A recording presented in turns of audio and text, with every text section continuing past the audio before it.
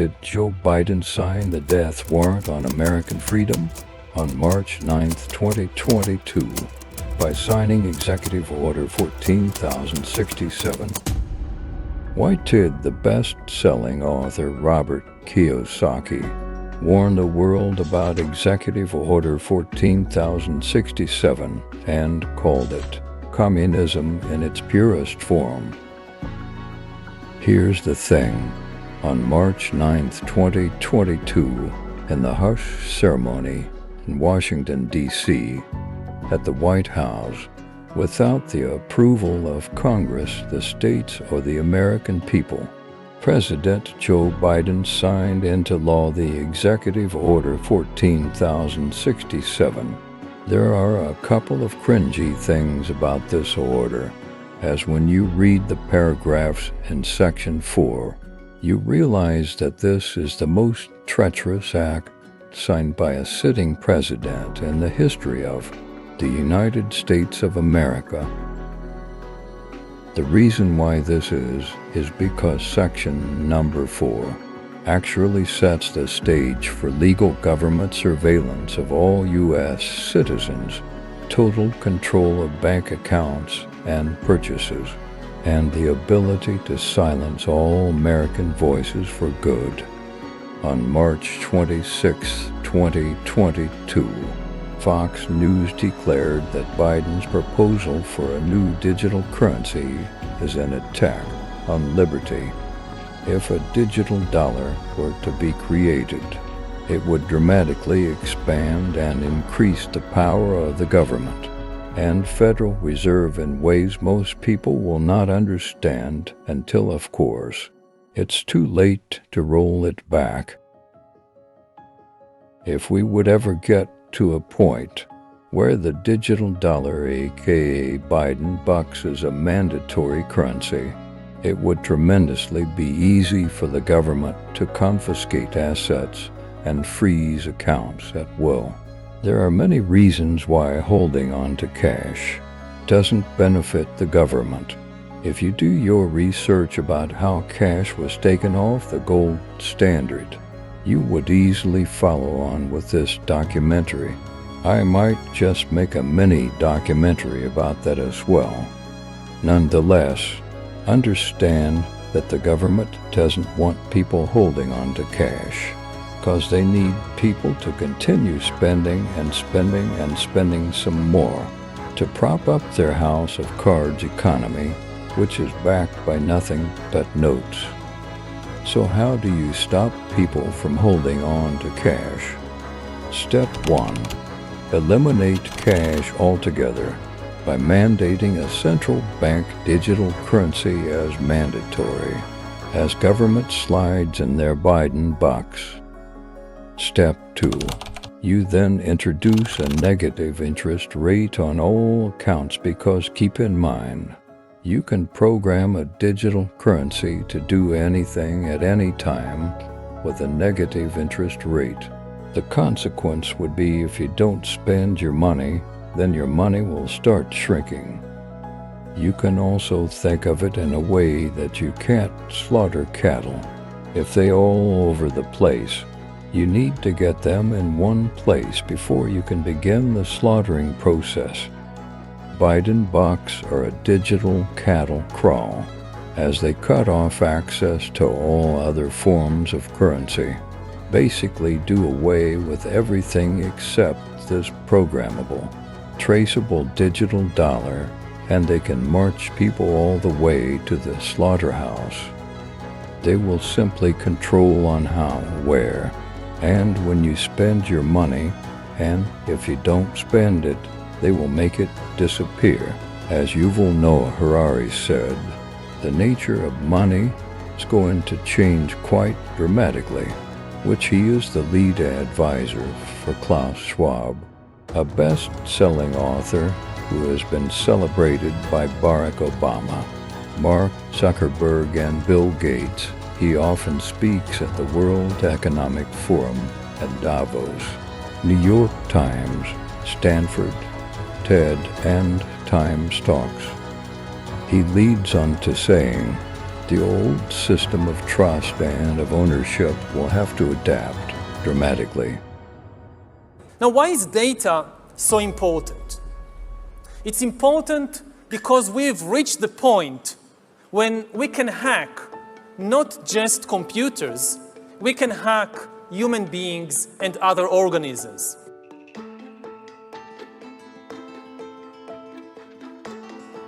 Now, what do you need in order to hack a human being? You need two things. You need a lot of computing power, and you need a lot of data, especially biometric data. But control of data might enable human elites to do something even more radical than just build digital dictatorships.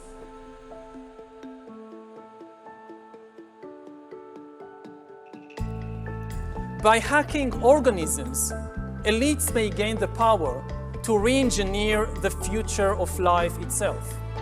Because once you can hack something, you can usually also engineer it. All of life, for 4 billion years, dinosaurs, amoebas, tomatoes, humans, all of life was subject to the laws of natural selection and to the laws of organic biochemistry. But this is now about to change. Science is replacing evolution by natural selection with evolution by intelligent design.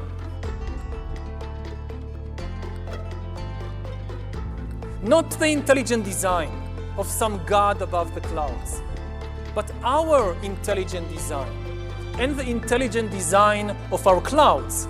The IBM cloud, the Microsoft cloud, these are the new driving forces of evolution.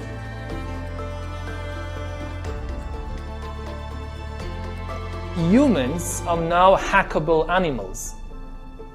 You know, the whole idea that humans have, you know, they have this soul or spirit and they have free will and nobody knows what's happening inside me. So whatever I choose, whether in the election or whether in the supermarket, this is my free will, that's over. Free will, that's over. That's over. Over. Today, we have the technology to hack human beings on a massive scale. Yeah, I mean, everything is being digitalized, everything is being monitored. In this time of crisis, you have to follow science. It's often said that you should never allow a good crisis to go to waste, because a crisis is an opportunity to also do good reforms that in normal times people will never agree to.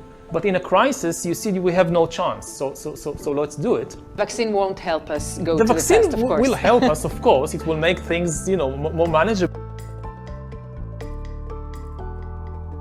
Surveillance, people could look back in 100 years and identify the coronavirus epidemic as the moment when a new regime of surveillance took over, especially surveillance under the skin, which I think is maybe the most important development of the 21st century, is this ability to hack human beings, to go under the skin, collect biometric data, analyze it, and understand people better than they understand themselves. This, I believe, is maybe the most important event of the 21st century. By hacking organisms, elites may gain the power to re-engineer the future of life itself. Because once you can hack something, you can usually also engineer it. Natural selection is replaced by intelligent design. The era of inorganic life is now beginning. In the coming decades, AI and biotechnology will give us godlike abilities to re-engineer life and even to create completely new life forms.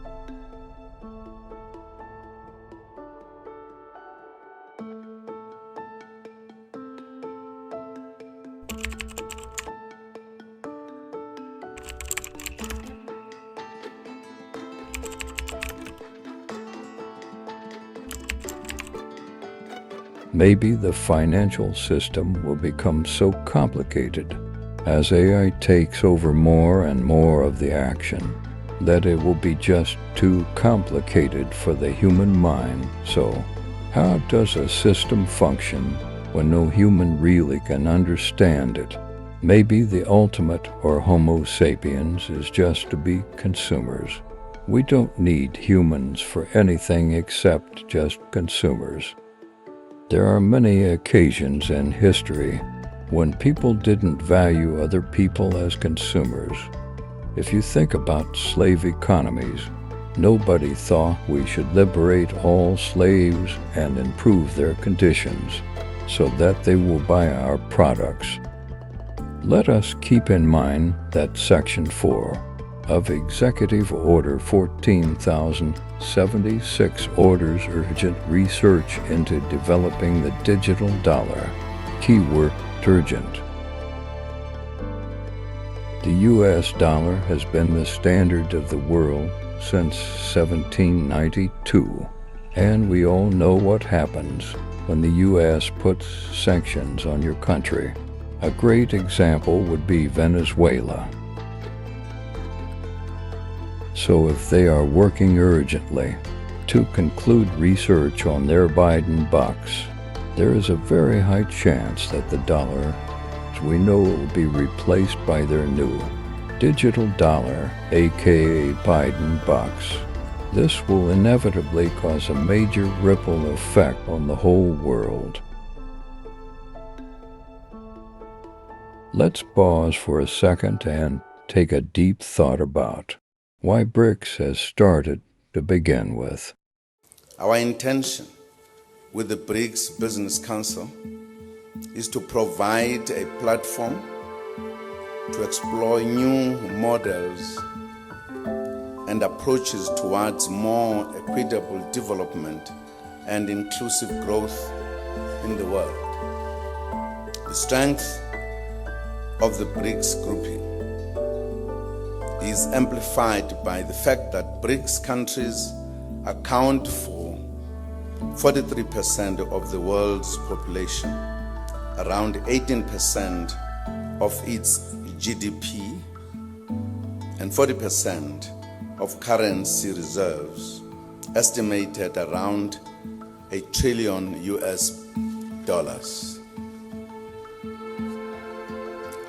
Last year,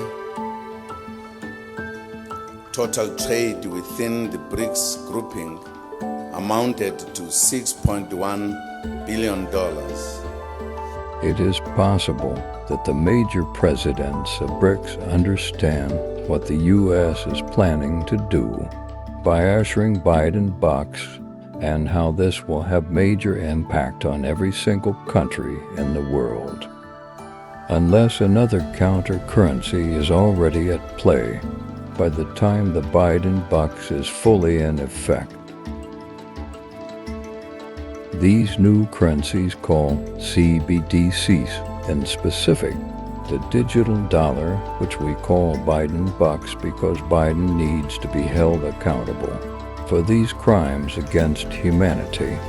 These CBDCs are not like the money in your online bank account. This is new and different, as every digital dollar will be able to be a programmable token, like Bitcoin or other cryptocurrencies, but there is a huge difference. Cryptocurrencies are decentralized digital currencies, keyword decentralized, which do not have the backing of any government. On the other hand, Biden bucks will have full backing of the United States Federal Reserve, as they will then replace cash, fiat dollar, and slowly become the sole mandatory currency of the United States. And since the dollar has been the powerhouse of currency since 1792 and still is, this will have major impact on countries across the globe, and that impact won't be necessarily great. Why we assume that it's not going to be great, you might ask. Well, when Biden bucks are rolled out, they have over 85% chance to begin an era of total government control and surveillance. As mentioned earlier, this will dramatically expand the power of the federal government. Basically, they will be acting as a new type of spyware.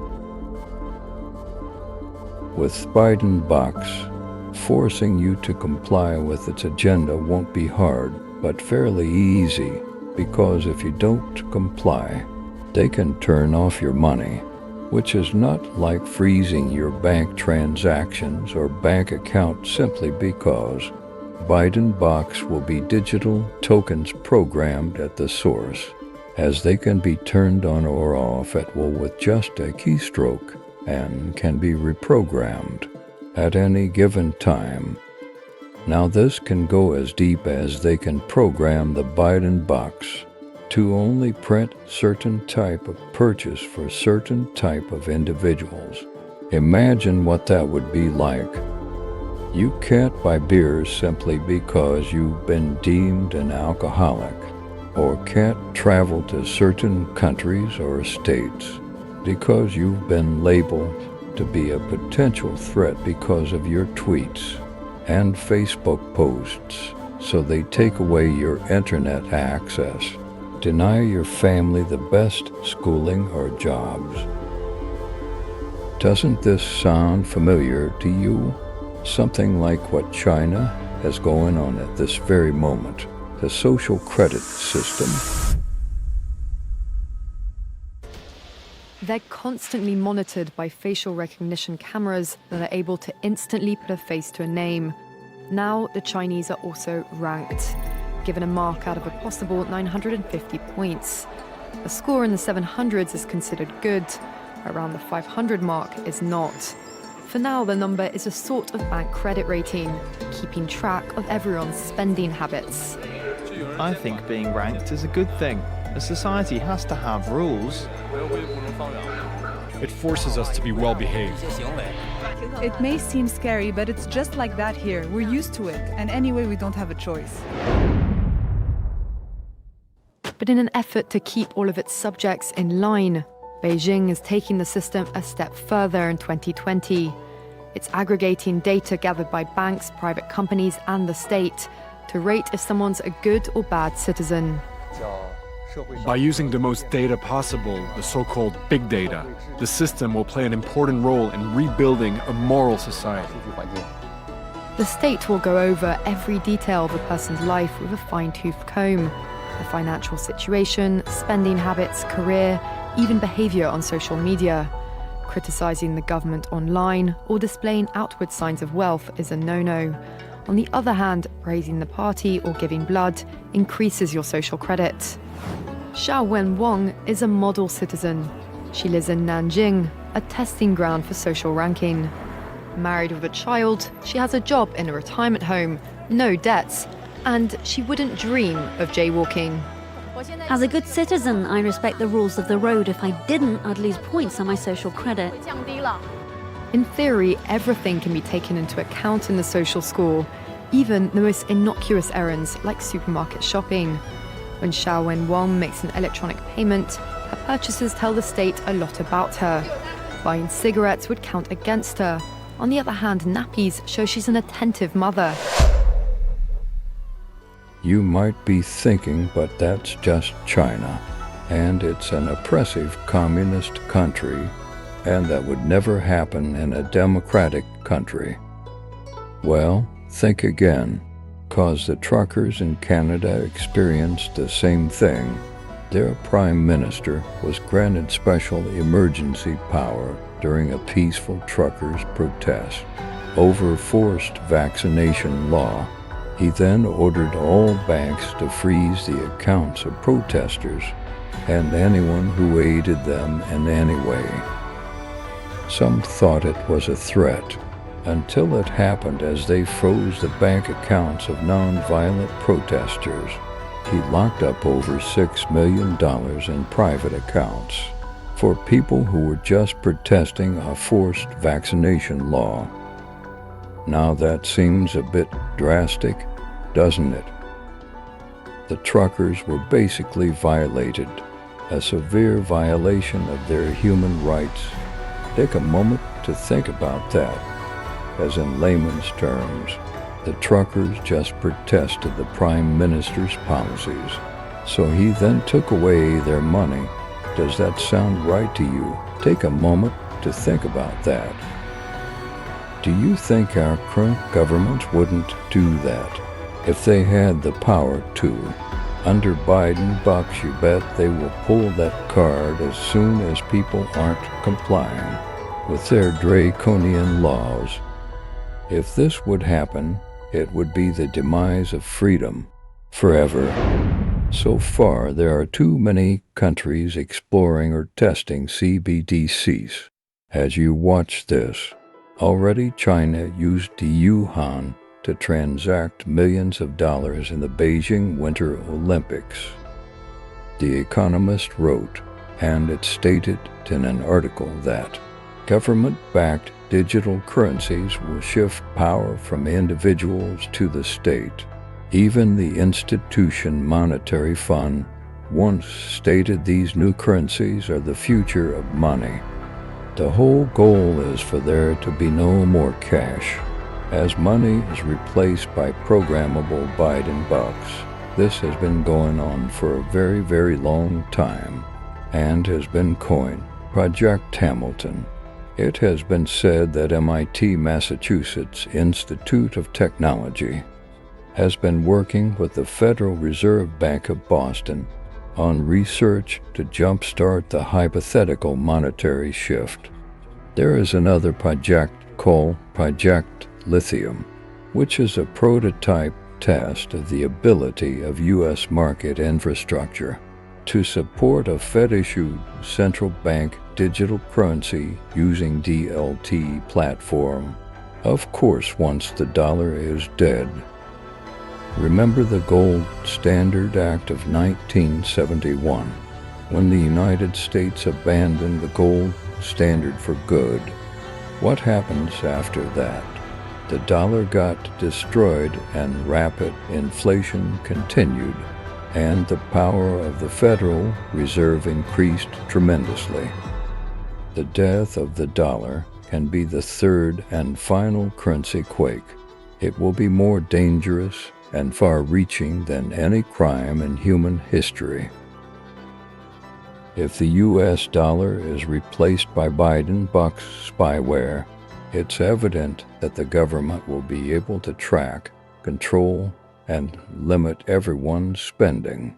This means there will be no privacy, as the government will know all your whereabouts and habits at all times, because they will know where all your money is spent. Since the inception of citizen surveillance systems, there is no government that hasn't utilized it when they had the power, not even one. As far as I'm concerned, there is no fiat currency that holds value. All has been stripped off value and are just a piece of inflation paper. Though on the other hand, gold has been used as currency for over 10,000 years, when digital currencies radically alter the world banking system. Personally, rather put my faith in over 10,000 years than digital currencies, and the best part, gold can't be tracked unless you personally declare that you have it in your possession. Either than that, no one can know if you have or where you've put it.